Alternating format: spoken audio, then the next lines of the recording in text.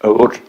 Երևան քաղաքը վաղուց է շեղվել թամանյանական սկզբունքներից, տեսանելի է եւ շատերն են այդ մասին բարձրաձայնում, մասնավորապես իմ շրջապատում մշակույթի շատ եւ շատ հայտնի մտավորականներ, գործիչներ։ Ես խոսեմ Երևանի կասկադի մասին, որը Հայաստանի ամենատեսարժան վայրերից մեկն է եւ իր նշանակությամբ նաեւ աշխարհում եզակիներից մեկն է համարվում։ Թամանյանական սկզբունքներից բխելով իբրև մայրաքաղաքի հյուսիս հարավ ճառագայթի կարևորագույն հատված, կասկադը շեշտում է Հայոց Սուրբ Լեռան Արարատի քաղաքաշինական առանցքը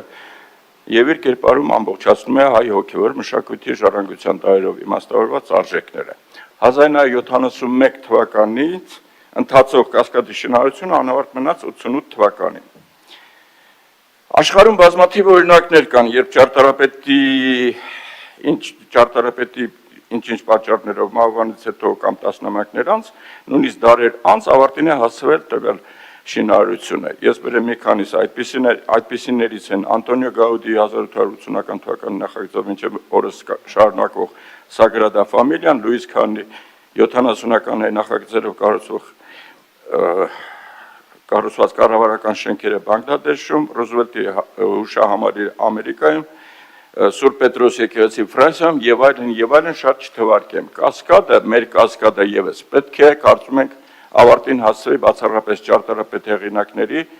Ջիմ Թորոսյանի, Սարգիս Գուրզադյանի, Ասնա Մխիթարյանի կողմից իրականացված եւ հաստատված նախագծի հիման վրա եւ իր տրամաբանական շարունակությամբ միավորվի հայոց պետականության կոթողին։ Այս պահանջը բխում է հայ մարդու ազգային ինքնաճանաչողության եւ ազգային արժանապատվության թելադրանքից, իսկ ինչ է տեղի ունենում ներկայումս։ Մինչև քաղաքային ներկայիս իշխանություն ավելի քան 20 տարի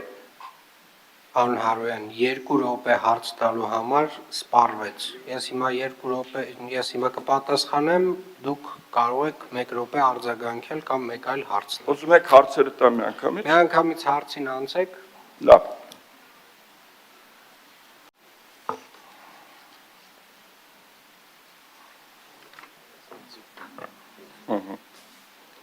Ինչ որոշման հիման վրա է այս կարևորագույն ճարտարապետական կառույցի հարցը մտել ակտիվ քաղաքացի հարթակ, որտեղ գրանցվածները դույզնին տեղյակ չեն կասկադի պատմությունից։ Ինչու են արհամարվել համահեղինակ Ասնա Մխիթարյանի նոր նախագծերը եւ ինչ կազմակերպություն է շահել եւ ինչ հիմունքներով է իրականացնելու շինարարությունը։ Շնորհակալ եմ։ Պարոն Հարոյան,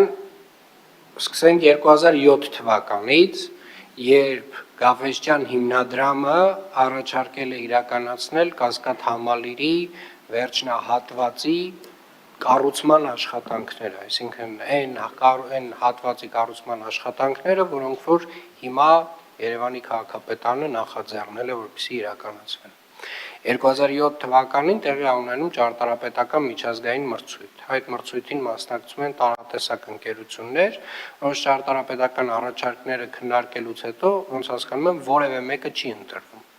Ընտրվում է նյույորքյան ճարտարապետական մի գրասենյակի առաջարկ, որը շատ կրկին հետաքրքիր առաջարկ է լինում, եւ շատ կարևոր հանգամանք, պարոն Հարոյան։ Ջիմ Թորոսյանը ինքը Կասկադ համալիրի հեղինակը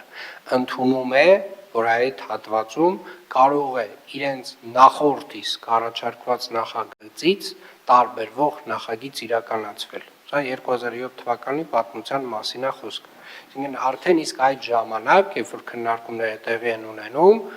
հեղինակը նախագծի իր դրական եզրակացությունն է տալիս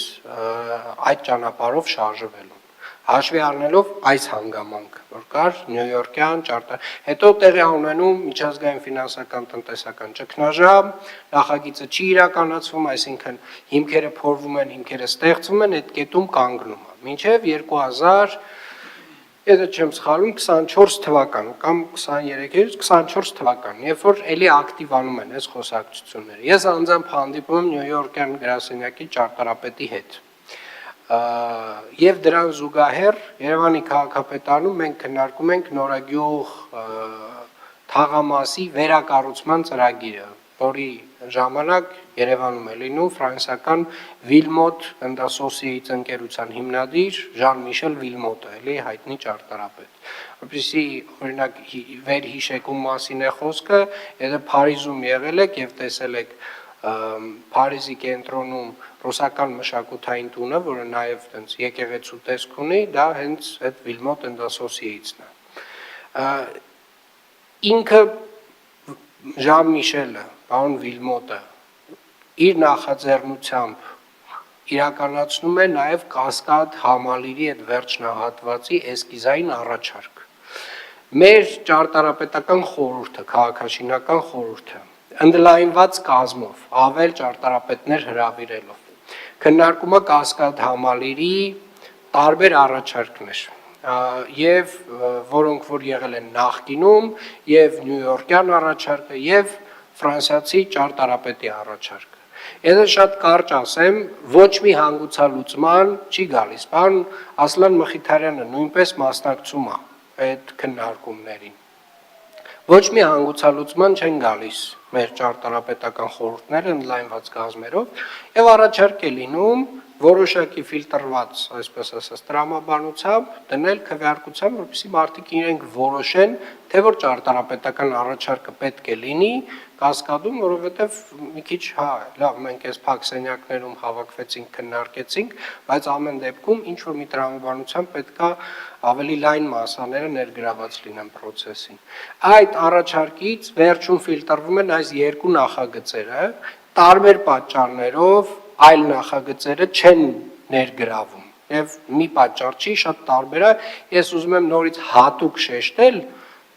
Ջիմ Թորոսյանը։ Տեսեք, Ջիմ Թորոսյանը 2007 թվականին ինքը դրական արձագանք է տվել նաև փոփոխության, այսինքն մոդելի փոփոխության եւ իրականում ճարտարապետները ընդհանուր առմամբ համաձայն են, որ